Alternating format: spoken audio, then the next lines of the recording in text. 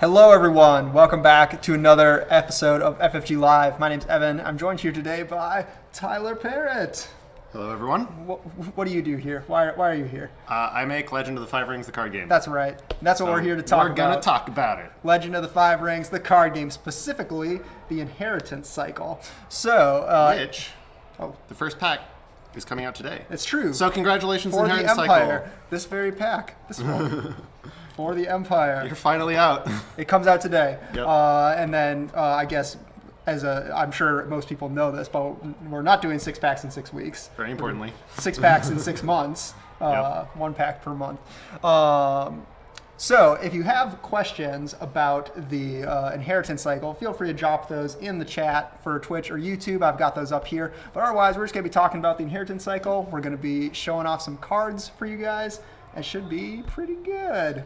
So, this cycle. This is the third cycle now. This is the third cycle of the card game. This is the first chance that we wanted to try to push something a little bit new. Yeah. Which is why we had a really involved keyword mechanic, Disguised. Yeah. Which lets you turn a non-unique character into a unique character. It's very fun and potentially very powerful. Yeah. But also very complicated, and this was our first opportunity to try something ambitious like that.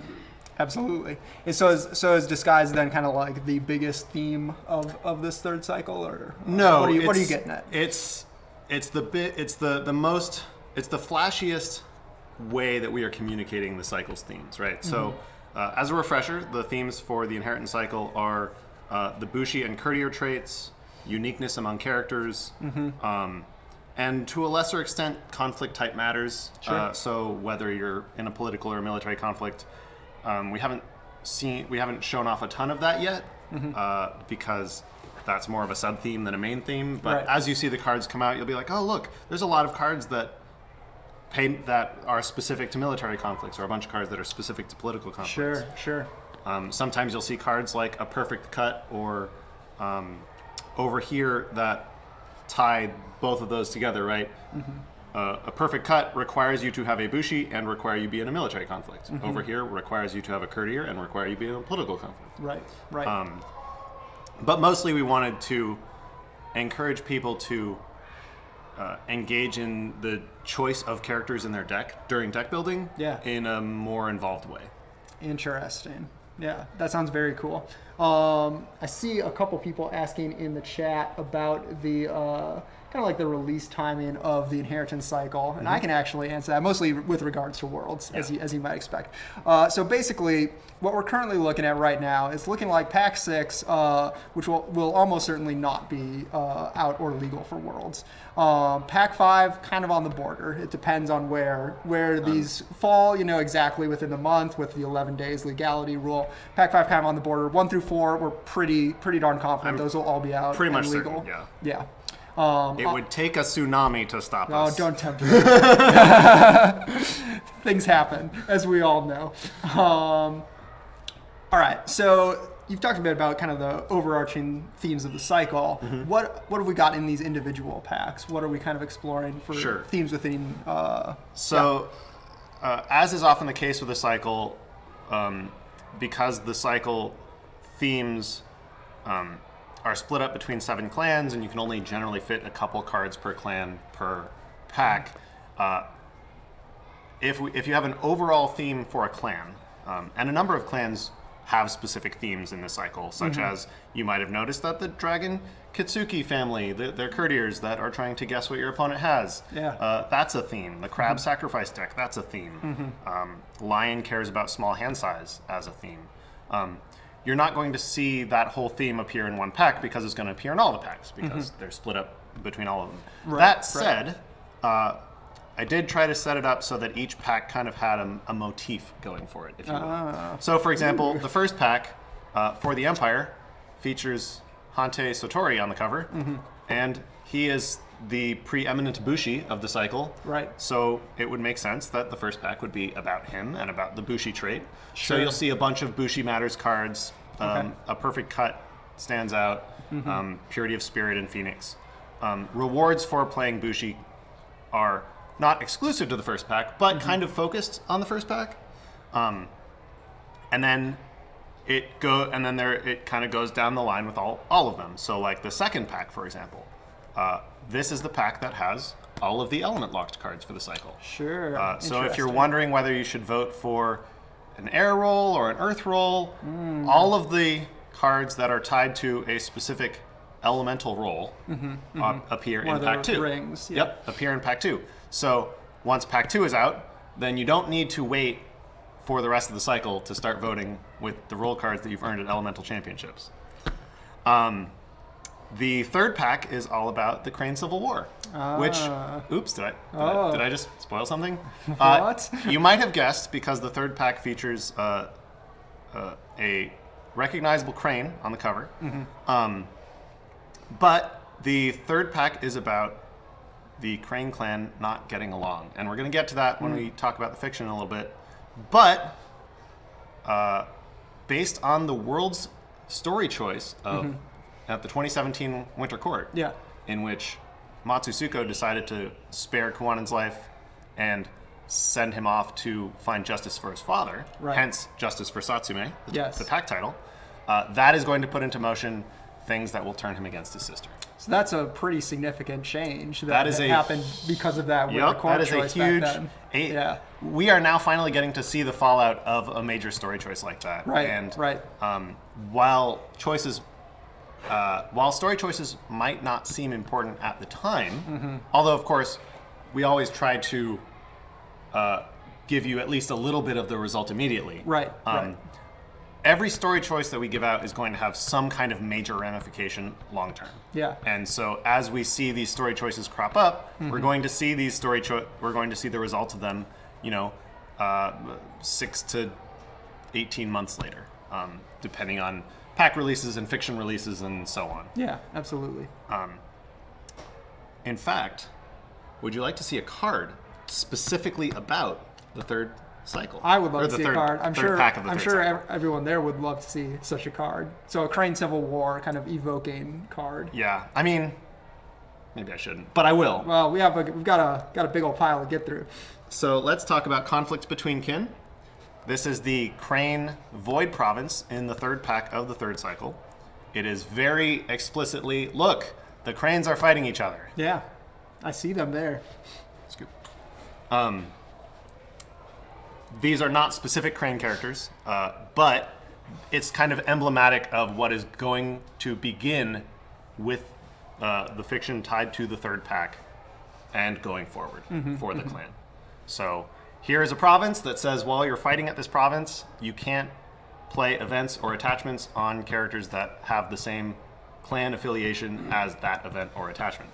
So I can't play my Crane cards on my Crane characters. I can't play my Dragon cards on my Dragon characters. It can be really hard to break because you can't buff up your characters that way. But also it's a double-sided sword, right? Like I'm the Crane, and the Cranes don't like each other right now, so... Yeah, that's a crazy kind of province that seems like it could be very good, but your deck has to be pretty weird and different. And that's what the void role, the void element in theory is all about, right? Being weird and different and kind of incomprehensible. Right.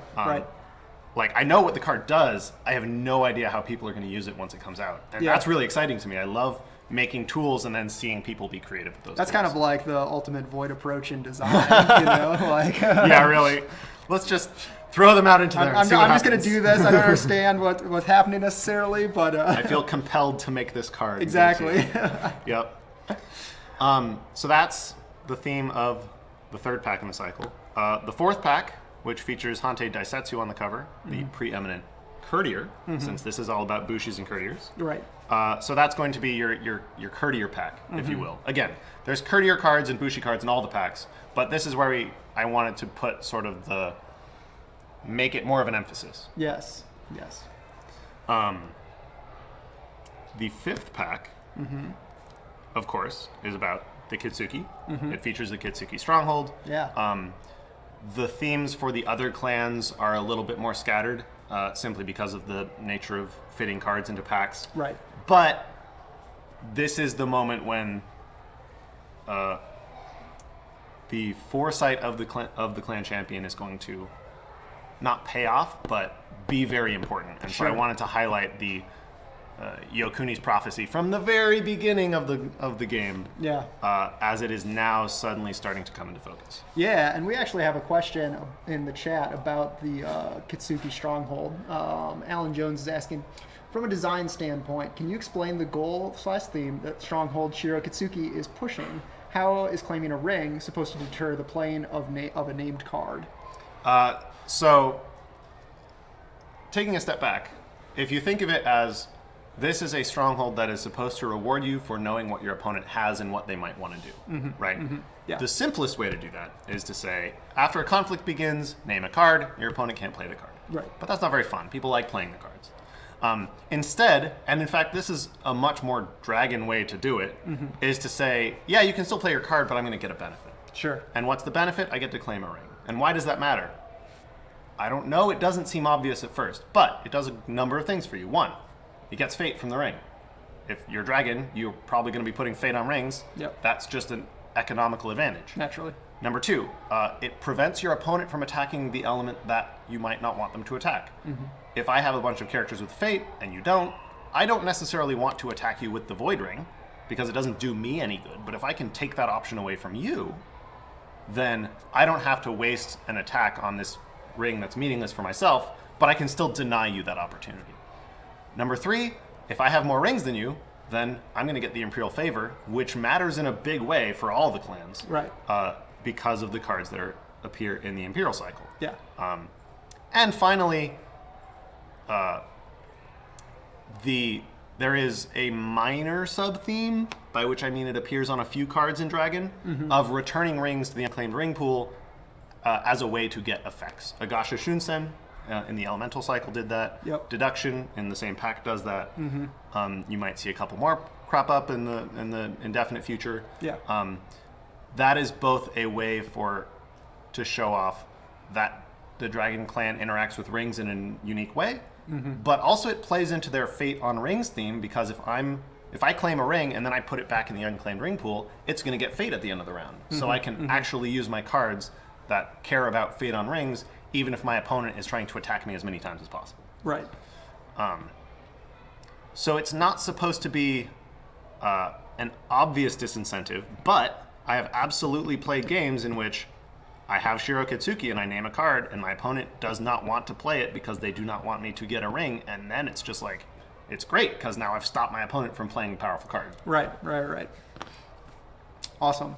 Okay, so that was Pack 5, and then Pack 6, as yet unannounced. The mysterious Pack 6. Somewhere here on this table. Yeah, really. Without spoiling too much, Pack 6 is the sort of climactic, obviously it's going to be the climactic finale of the cycle. Right, as you might expect. As you might expect. The theme in that one is also tied to a specific clan, because in the same way that Pack 5 is kind of about the Dragon Clan, Pack 6 is kind of about the Scorpion Clan. And so Pack 5 sets up a theme that then Pack 6 pays off on, which is the idea of Imperial Scorpions.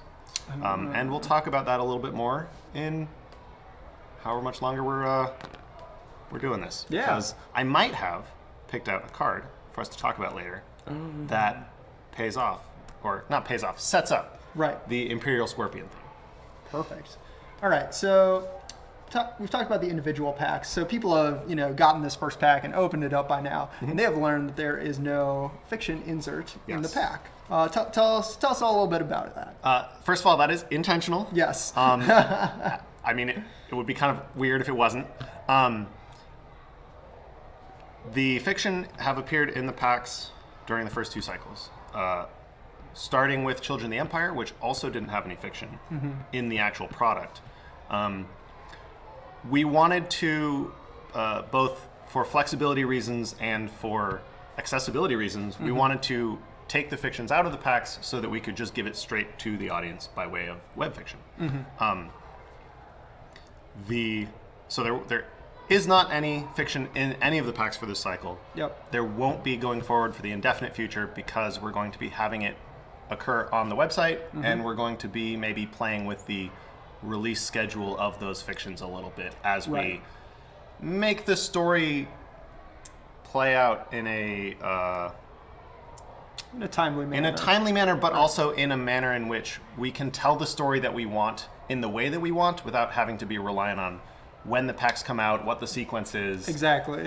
There might be a story that is not best told in installments that are a month apart. Exactly. That In it fact, might need to come a little bit closer. In fact, this cycle story is one such story. Yeah. Because this is the first major climactic moment for the story that we're telling, we couldn't fit any single chapter into a single story. So like all 6 stories that are associated with this cycle occur over a single 24-hour period. Yeah. And it's 6 perspectives on one event, basically. Sure. One major scene. Sure. One major world-shaking event. And we didn't want to have to wait for 6 months for that to happen, basically. Yeah, absolutely. Speaking of that story, Yes. do you want to get a little teaser of what people can expect the story to be doing here in this 3rd cycle? So, I have maybe teased a little bit already by saying that this is the worst 24 hours the Imperial Capital has seen in a long time. It started off with the For the Empire fiction, which set up the death of the Emperor. After that, we're going to see how everyone reacts to that, both during the event and afterwards. Yeah. We're going to see perspectives from the Lion Clan, from the Crane Clan. We're going to see how the Emperor's sons react to this event. We're going to see why, or at least we're going to see hints of why the Dragon Army has been marching across Rokugan all this time. Yeah. And we're going to see a direct follow-up to the first fiction that we've seen, which we've already published, featuring Kachiko and Satori and the Emperor. Yeah. We're going to see a direct follow-up to that, which will set the stage for everything that will be coming after this. Awesome. So this is the big turning point, the first big turning point for Rokugan.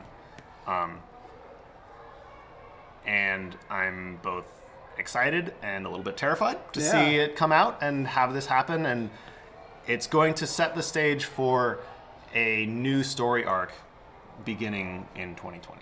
Yeah. Awesome. That's very, very exciting to hear. All right, so I'll keep watching in the chat and see if people have more questions, but I mean, let's get to some cards and see what we have. Really, that's why share. people are here. I know that's why people are here. So I'm going to go through, I have a collection of cards here that we're going to talk about. I've picked them out because they're a little bit emblematic, a little bit exciting. Definitely they give us things to talk about. Yeah. Right? So we have, before we start, good. Some people are asking if Raitsugu gets a story. They are eager for a Raitsugu story. Unfortunately, Raitsugu will not be appearing in any of these stories. No, they want a story not so different from John Wick. I know they do, because that's what Raitsugu does. All right, shall we talk about some cards? All right, let's do it. All right, so I will be letting you know which pack they're in. I have cards picked out from all of the packs that are not the first pack, because obviously that's out already. Yep. First up, I wanted to talk about something that I did as sort of a mini sub-theme in this cycle. All right. There are 3 characters that appear in this cycle from the L5R RPG beginner game. Nice. This is one of them, Topaz champion Kitsuki Yuikimi. She is no longer the champion, because the Topaz champion, she is the most recent Topaz champion. Right. Once a champion, always a champion, so she gets the champion trait. But also you'll notice she's wearing Dragon Clan colors, except for the swords at her hip. Right. Also, she interacts with the Fate on Rings theme that the Dragon Clan plays with in kind of an interesting new way. Yeah. She directly rewards you for getting Fate from a ring. And now there's a bunch of ways you could get Fate from rings, right? You could attack and choose a ring with Fate on it, because she's already in the conflict when you take the Fate for choosing it. You could use the new Stronghold Yeah. And after they play the card that you named, you grab a ring that has fate on it, and now she triggers. And also, the other Dragon Clan beginner game character, Takashi Yoshi, who we previewed already, Yeah. his ability is after he wins a conflict, you get to take a fate from a ring. Yeah. Now, that won't interact with her, because her ability protects her for the duration of the conflict, and Yoshi triggers at the end of the conflict. But this isn't the only character that has that triggering condition. So there are other effects that you can get, that you can combo Togashi Yoshi with after you get a fate from a ring. Awesome. So this is the first chance that I've gotten to actually directly interact the RPG and the LCG together. Because Right. I think that oftentimes people who are fans of one are fans of the other because they're fans of Rokugan. They're fans of Legend of the Five Rings as a story. Yeah, absolutely. And so being able to bring in all of the stories that we're telling, whether it's through the ongoing card game storyline or through the RPG supplements, makes the world feel more whole and rewards people who want to experiment with or play all of our games. Yeah, absolutely. There's some appreciation in here for developing a dragon theme that isn't monk. So some people like that. We have a question from a Kodiyama. Why is this character not in Topaz Champion colors to give an artistic hint of why she's a champion? I think I'm parsing that correctly. Yes. So the short answer is this depicts her after the events of the beginner game, and those of you who have played the beginner game, one of the players takes her place as this year's Topaz champion. Right. So technically she's last year's Topaz champion, which is why she's depicted in dragon colors. Right. Although, when you get your hands on it, and I'll put it back up here and maybe you can see in the corner, in the lower left you'll see her wakizashi does have Topaz champion colors, because that is her... Her her memento. reward or Her memento from Yeah, her time yeah, as yeah. Topaz champion. Yes, absolutely. All right. Next up, this is another card from the second pack. Okay. I wanted to show off a couple of the elemental role affiliated cards. Yeah. This one in particular, I have a strong attachment to is not the right word. A strong affection for. Sure. Because it ties in kind of all of the themes of this cycle together. Yeah. In a way that is powerful, so powerful that I didn't want everyone to always have access to it. Sure. This is a new name. Ooh. This is a zero-cost attachment that lets anyone with a void roll make any character both a bushi and a courtier. This has very powerful potential ramifications when you consider that this cycle is all about bushis and courtiers. So this lets you take your sweet monk, and now you can play all your courtier and bushi cards on them. Yeah. This lets you take your Tengu Sensei's already a bushi. Your Nizumi and make them, I don't know, make them a bushi and a courtier of or course. something. And you don't even have to go quite so far as to make someone who is not already both. I could play this on Kikita Toshimoko, and now he's a courtier, and now he can use all the courtier things, even if he didn't need the bushi part. Yeah. For those who are interested, this does depict another beginner game character. This is Doji Ren, the Crane Clan beginner game character, when they receive their wakizashi and become a fully fledged adult samurai, which is also what the title is about. This is the moment at which you become a samurai, and as bushis and courtiers are both samurai, congratulations, you have become an adult. Yeah, absolutely. All right, I've got a couple questions here in the chat. Shoot. Could you speak to why this card is void roll as opposed to one of the other rings? Well, as we've already talked about, the void element is all about being weird and inscrutable. This is a card that has no immediate obvious relevance to itself. Now, obviously, you're going to look at it for all of 5 minutes within the context of the larger card pool and be like, oh, I see. I put this, and now I can start attaching Bushi-only cards, or I can use it to trigger my my esteemed tea house. But because the card does nothing obvious on its own, that's why it gets to be associated with the void roll. Additionally, and this is more of a long-term design thing, which I think people would be interested to know, Yeah. is that when I design a new card that is tied to a specific elemental role, I do look at all of the other cards that exist for that role with the idea of like, I'm trying to build out a singular theme. Maybe not singular. Right. I'm trying to build out sort of a theme and an experience with that role that is unique to the other roles, right? So if there's if there's a card effect that is more of a build around, where it's like, I'm going to put this in my deck and the rest of the deck adjusts to match that card, Right. that's more likely going to be tied to an element, because then when the elemental roles change and my clan goes from a water role to an earth role, like I'm unlocking play archetypes and I'm losing access to whatever the play archetype was that the water role granted. Right.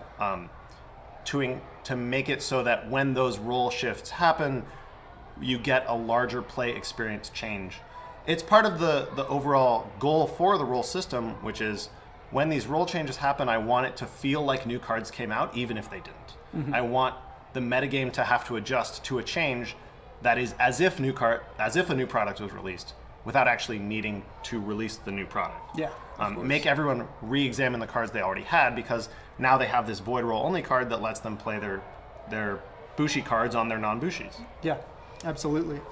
Any word on the number of disguised cards over the cycle? There are exactly 8. There are 7. There is 1 per clan plus 1 special one, who may or may not have already been previewed. Ooh. I'll let you speculate. And then I see some people asking about a new restricted list. I can tell people that the next rules reference is going up next week on Tuesday. So look forward to that. Come back. I said July. It will be active in July. Yes, it goes active in July. We're posting it as we typically do in an upcoming state. Yeah. So you'll be able to see it next Tuesday. Yep. So look forward to that. All right. Next up, here's another elemental tied card, one that I think a lot of people are going to be excited and or terrified about. Okay. And one which should encourage a lot of people to go for the air roll. This is a 2-cost spell event called Forbearers Echoes. Nice. That's some cool art. Yeah. In fact, it was so exciting that I inspired one of my other L5R developers to create something for the RPG inspired by this. Not exactly this, but inspired by this. Yeah. This is an effect that you have seen before. It is the effect of Kitsu Spirit Collar in the core set, but on an event. And this lets every potential big character in your discard pile be a spirit that you can summon for a conflict. And it is powerful, it is exciting. It is something that I think many clans are going to pursue an air roll, or at least consider an air roll for. Yeah. But importantly, you'll notice it can only be played during a military conflict. And this is because, like I said, there is sort of a sub-theme throughout the cycle of caring about which conflict type you're in. And that's so that your opponent has more things to consider when they're declaring a conflict. The existence of this card for clans that are an air roll means that if I'm playing against an air roll clan, I might be more encouraged to go political conflicts because I'm concerned about this card. Yeah. And then that might play into another card that they have, which can only be played during political conflicts.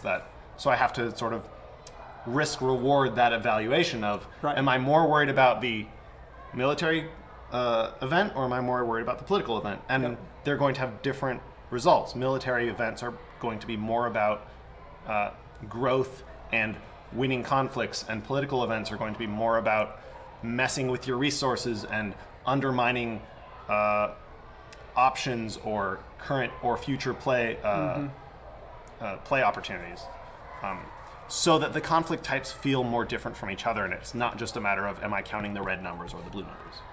Perfect. I see a question. If you could put yourself into the game as a card, which clan family do you see your card hailing from? This is a question that a number of people have asked me off the stream. Okay.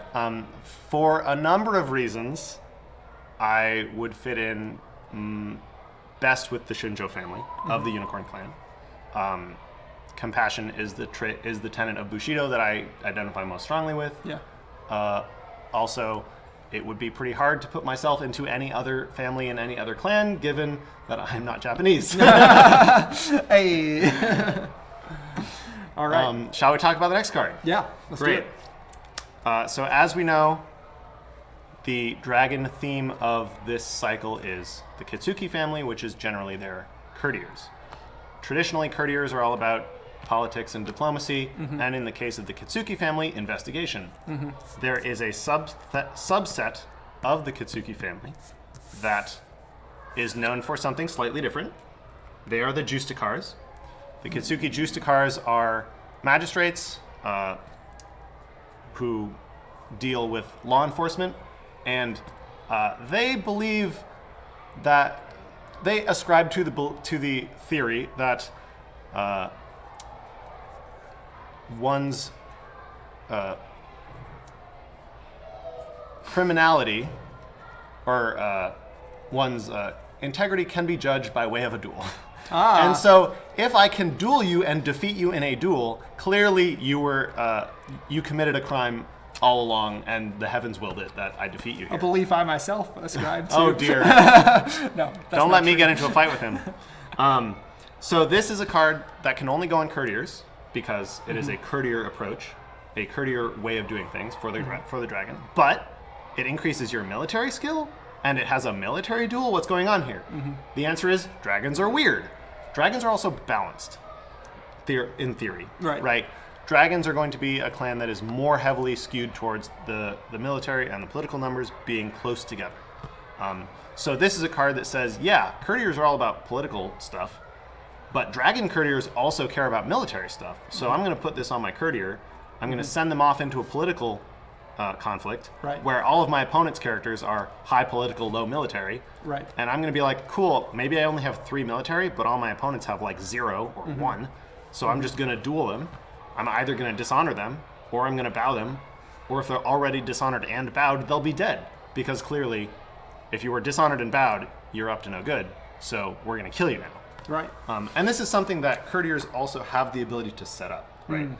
If you follow this up after playing, say, 2 4 shames, the first 4 shame says dishonor them, the second 4 shame says bow them, and then this says kill them. So it's a powerful effect, but one you have to set up, and it plays in a weird way and encourages you to do weird things, like put swords on your courtiers. That's not something you usually do. Yeah, absolutely. All right, what we got? What we got next? We have a crab card. Crab. I know the Crab Clan is very ready to see something new for their clan. Yeah. And I keep talking about this sacrifice themed deck that may or may not ever exist. And I know some people online have been dubious. So let's see if you're still dubious after you read this card. This is Student of Anatomies. This is a Kuni student. And they are going to turn every character that you don't want into a Cloud the Mind. Albeit temporarily, but still, taking away a character's abilities is a very powerful effect. And this 2-drop both has reasonable stats and the ability to just do it at no cost, on command, in any conflict, whether or not he's there or bowed or ready or whatever. All I need to do is sacrifice a character, and I can know all of your innermost secrets and how to defeat them, because I studied you.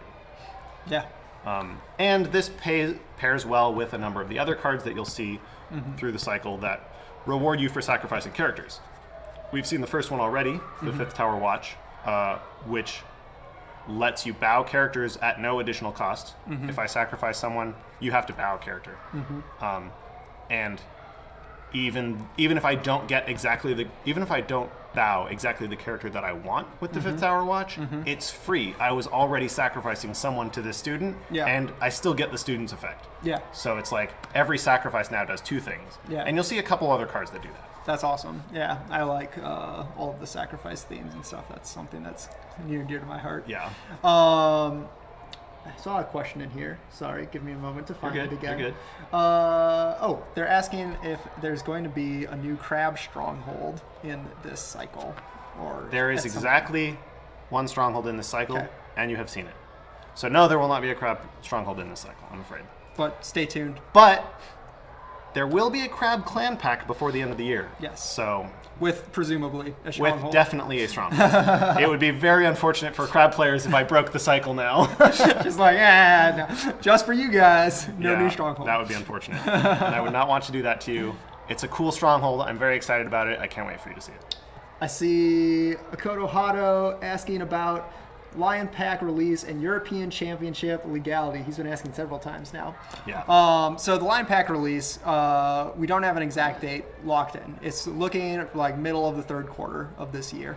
So around like August, September kind of time. So that is not set in stone. That could change, and I don't have really any information at all regarding the European Championship. Yeah. So Definitely. sorry, It's that's late all. August.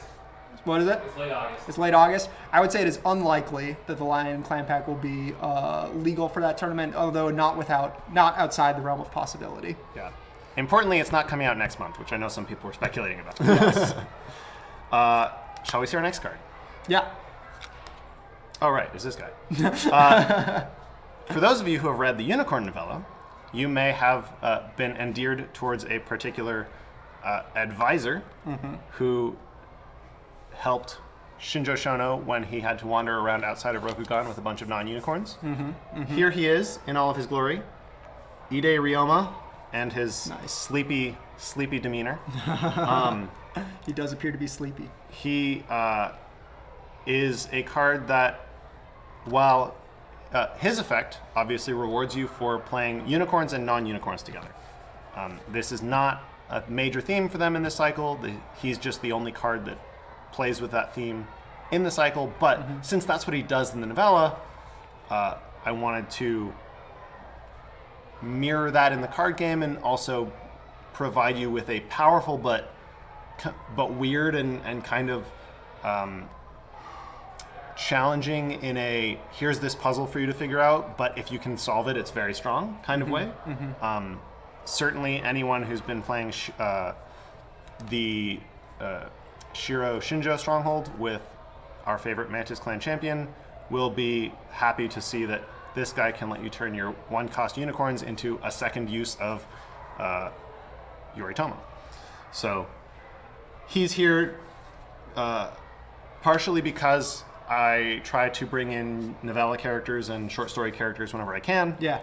But also because like Unicorn has a bunch of cool themes and I don't want any of them to get completely left out in any given cycle. Yeah. Importantly, he is a unique courtier in the Bushi courtier cycle, and there may or may not be a Courtier Matters card in Unicorn in this cycle that pairs very well with him. Yeah. That's So, that's Look one- forward to that. That's one of my favorite things about this universe, when we can bring it all together with like the novellas and the RPG and the LCG all kind of working in concert. Yeah. And as we get more collaboration between the teams, it gets smoother and you get to see more of it, right? Like, I got to work with the author for the Unicorn Clan novella while he was still working on the novella, and that's how I got to make cards like the Ivory Kingdom's Unicorn, which appeared in the Clan Pack, directly referenced a scene in the novella, because we were both working on those products at the same time, so Yeah. we could like share ideas and That's awesome. and ideas. Yeah. That's awesome. Let's see. I see a question. So a rules question: If you sacrifice that spoiled crab character, do you still resolve its blanking effect? Yes. There you have it. Easily done. Even though the character has left play, you've already initiated the effects, or you've already initiated the ability. You've already paid the costs. You've already chosen the target. So nothing is stopping it from resolving. Perfect. I also want to talk about another province. We have seen in the first 4 packs a neutral province, 3 of which are keeper or seeker only, Yeah. one of which is a hot topic right now, I know. This is the 5th neutral province in the cycle and the last. There are only 5 neutral provinces, so don't be looking for a seeker only fire province or something, because Into the Forbidden City is the only neutral fire province. Right. That said, Keeper and Seeker each get 2 provinces. Here is the last Seeker province. All right. All right, there we go. Smuggler's Cove. It's going to be a seeker-only water province that lets you move in or out a character during conflicts at the province. So if your opponent attacks it, you can put up a big old defense to deter them, and then after they overcommit to try to beat you, you move your guy out, so now they're like, they've wasted all these resources they didn't need. Yeah. Or you put out a defender, and then your opponent plays some cards to make themselves better, and you're like, I don't want this province to break, here's my second guy. Or something. It's very flexible. That's the key. And importantly, it's in an element where provinces, in an element of provinces that are not super popular right now, outside of the water roll province that is actually quite good. Right. Absolutely. Seems like a cool addition. Would you like to know about a scorpion theme for the cycle? I would. They are my chosen clan, so. I knew it all along. Yes. So here's a card that appears in the 5th pack of the cycle. It sets up the beginnings of a scorpion theme and encourages you to give a second look at a lot of cards in the Imperial cycle, because the theme for that theme is the Imperial trait. Nice. Here's an Imperial card. It says all your Imperial characters are bigger.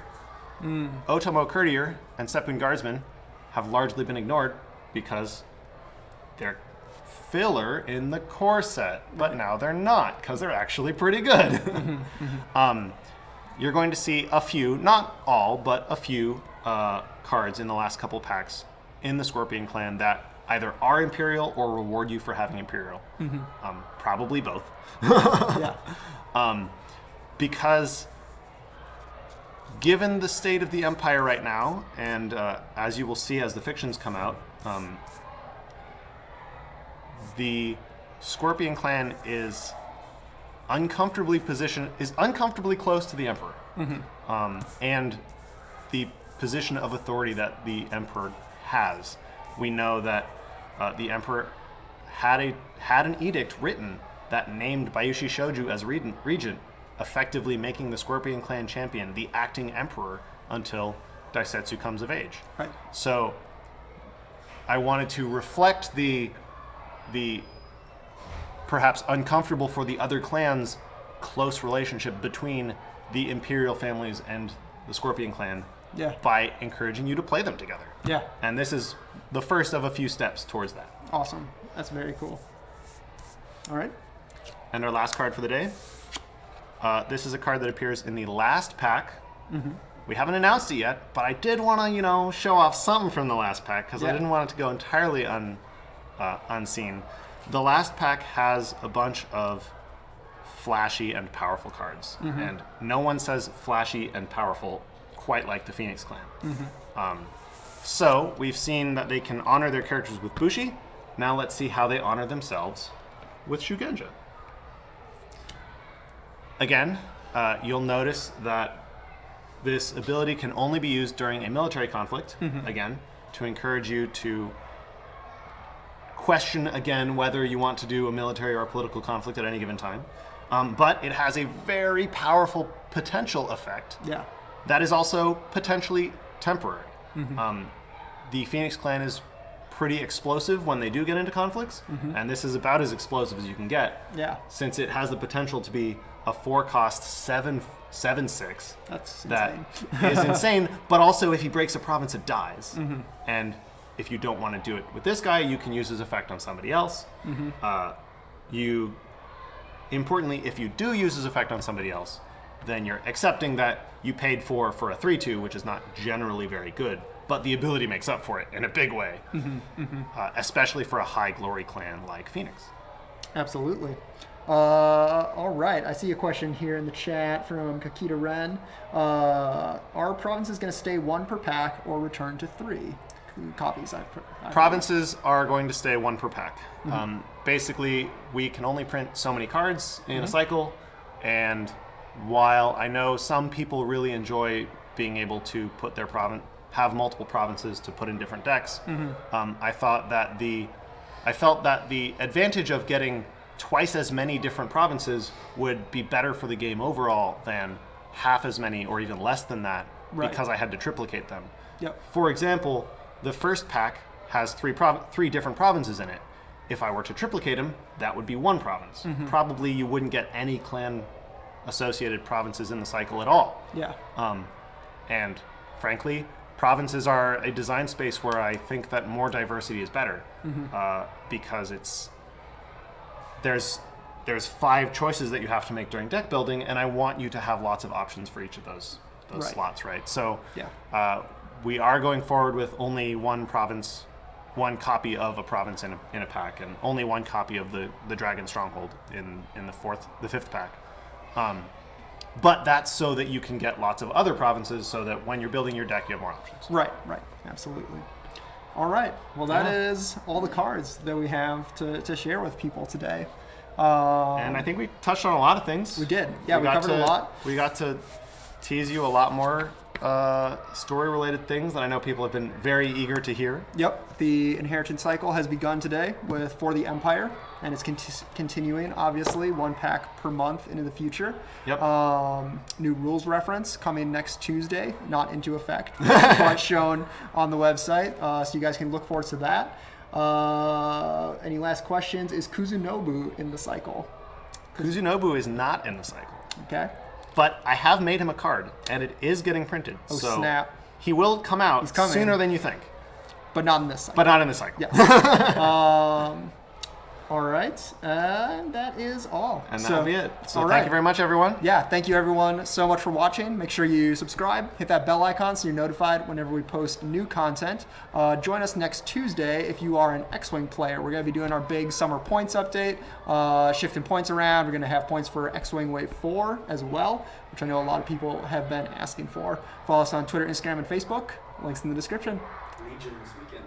Oh yeah, and Legion World Championships this weekend. So if that's your jam, We're going to be streaming it? oh yeah. Yeah. Legion World Championships. Maximum streaming on the all the stream time. here.